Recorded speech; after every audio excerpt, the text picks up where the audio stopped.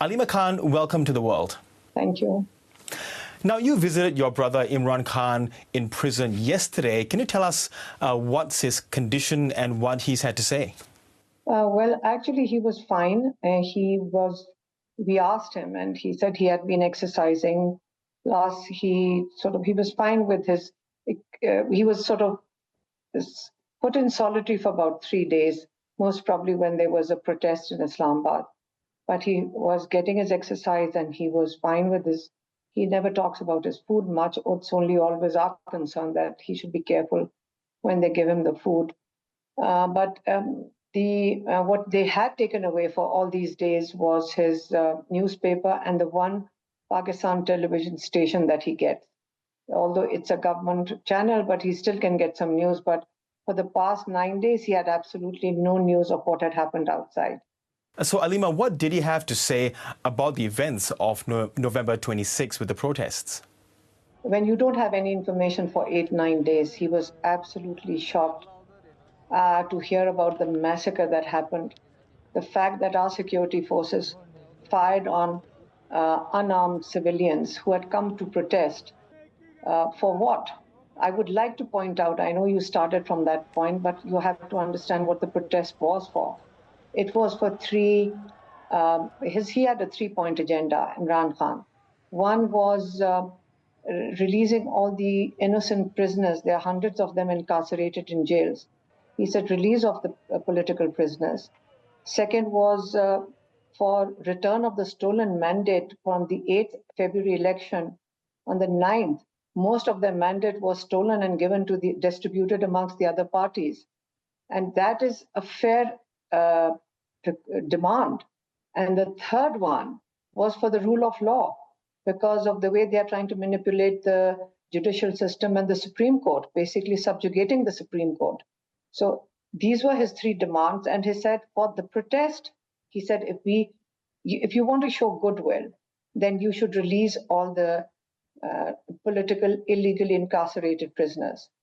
People started coming up to us and saying there's snipers sitting on top of the buildings, and people started dying. I remember asking a lot of the young people, don't go ahead, don't go further than where we are standing. Why are you going there? They said, well, we are not going to go back without Imran Khan, and we don't care about sniper rifles. So it became a very difficult situation. But later at night, there was a full-fledged operation onto these roads from the side roads. And they were like, it was a massacre. It was literally a massacre of protesting people, who did absolutely nothing but sit on the roads. So he was told about that, and he was very disturbed and very shocked, actually. For him to digest that after being incarcerated for so many days, like without information, was very, very tough. I mean, I felt bad that he had to deal with this within, like, we don't have that much time there in the courtroom, in the jail courtroom. So there was no long discussion. It had to be like point wise and very quickly. And he was very upset. And he said there should be, there should be a case registered against the Prime Minister Nawaz Sharif and the Interior Minister Mohsen Naqvi. Aleema, I do have to ask you, though, how could Mr. Imran Khan have been so shocked when he himself had made this final call issue on November the 13th? He was not shocked about the protest. He was shocked about innocent people being shot at, sniper rifles being used against protesters. And then there a full-fledged operation in which there are dozens of people who've been killed. This is quite the claim, because we have not seen any reports of that. You were talking about this night raid later in those events, and you were describing them as a massacre. Based on your estimation, or the party's estimation, how many people might have been killed? So you should look at some of the videos, and you should see where the dead bodies are lying on the roads. And then you see, where are they now? I mean, these are not artificial intelligence. These are actual stories of people. There are a couple of videos. There is a video of a person praying on the container, and these 3 personnel come and they throw him off the container. They hang him off the 2 double-story container and they throw him down. There's video evidence of people being shot. And it's like you can't deny video evidence. These are not cooked up stories. And where are the bodies? If there were so many people that you see in the videos that are dead, where are the bodies? If you see, the reason I'm on Australian channel, let me tell you why. Australia is also a member of the Commonwealth. And I was like, if you look at the Charter of the Commonwealth, it says one of the first things is that we share democracy, like shared values. One of the first item is democracy. Second one is human rights.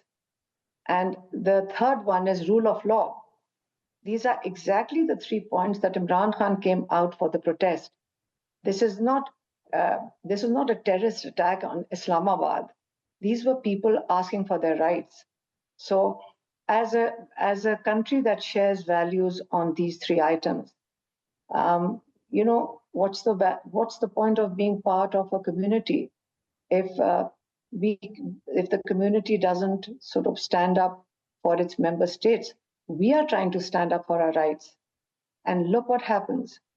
So when this happens, we look forward to the fact that the Australian High Commissioner over here will give some information to their government. And we would hope that the people of Australia will also understand that as a community, we should stand up for each other's challenges. Who do you think was behind the actions against the protesters, the army, the military, the police? We did hear that there were gunfires, guns being fired, shots being fired, rubber bullets, live rounds, and tear gas as well. Who do you think was sort of behind this? Are we looking at the Prime Minister himself, or was it the military leadership? We have a Prime Minister. What do we have him for then? I mean, the military is under the Prime Minister, correct? And there's an Interior Minister, and there's an Army Chief. This is the 3 people that are responsible for this. And it was a military unit. And do you think, historically, though, the military has been a very powerful force in Pakistan with multiple coups? Where do you see the military fitting into all of this? We have had 3 coups in the history of Pakistan. If you look at our history books, this has never happened, even in the coups. Even in the martial laws, this has never happened. This is the worst thing, the worst experience Pakistan has ever had of shooting your own people in the middle of Islamabad, I suppose. On the borders, maybe it's a different situation. But right in the middle of the capital, where there were over 100,000 people sitting on the roads in the middle of night in the black, all lights turned off. Aleema, you yourself spent weeks in prison along with your sister Uzma. What was your experience during incarceration? Prison was a prison, I suppose, and it was clean, and we were in isolation, no information again. But what they did to my brother Imran during that time was terrible.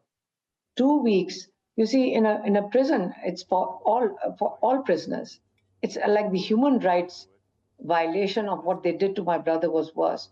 Like it's in prison, it's like 12 hours in a cell and 12 hours outside. For Imran Khan, for 10 days, they did not let him out of his cell. There was no light, so he couldn't read. So that is torture. They tortured him. 3 weeks for the next 10 days, he was allowed out for maybe 1 hour. That's not how all other prisoners in jail, that's not their routine. So, I mean, the way they are trying to abuse him, to break him, he said, you can put me in prison for the rest of my life, but I will stand up for what I have fought for the past 30 years, is for the rule of law. And what will you be doing now that you are out on bail? Because your brother Imran Khan does have several cases against him. Do you harbor hopes that he will be out of prison at any time soon? No. I have maybe another 8 cases filed against me now. And I think I have to go and we are trying to find out where the cases are so that I can get bail again. But one of them, let me tell you, I've got a couple of cases of cybercrime. When I'm talking to you, and it's called anti-state, and that's cybercrime. I have cases of that on me too. So my speaking with you counts in the anti-state activity. If I name the military, that's terrorism. So I just named it that, yes, they are the ones who, it's called a 333 brigade, which came from Rawalpindi, and in pitch dark, that's who sort of fired into the crowd. So now what next can happen is, because I've said it on your television channel, that is reason enough for them to pick me up, and most probably they'll arrest me again. And are you willing to face prison again, given what has happened in the past? I think the situation is so tragic right now that all of us have to play a role. If we speak up and that means prison, then we'll face it. After my brother can sit in prison for 1.5 years, and what is the offer? If you keep quiet, stay away from inciting people, the word is incitement, you can leave the country, or you can sort of, I don't know, do nothing, basically, just don't say anything. So people have a right to speak for their rights. It's one of the constitutional rights in Pakistan's constitution. We have a right to protest. It's given to us by our constitution. And we have a right to democracy, and every human being has a right to the rule of law. So if we don't stand up for this, what will happen to our next generation? We are fighting for our survival. Okay, Aleema Khan, we'll have to leave it there, but thank you so much for your time. Thank you. Thank you for having me on the channel.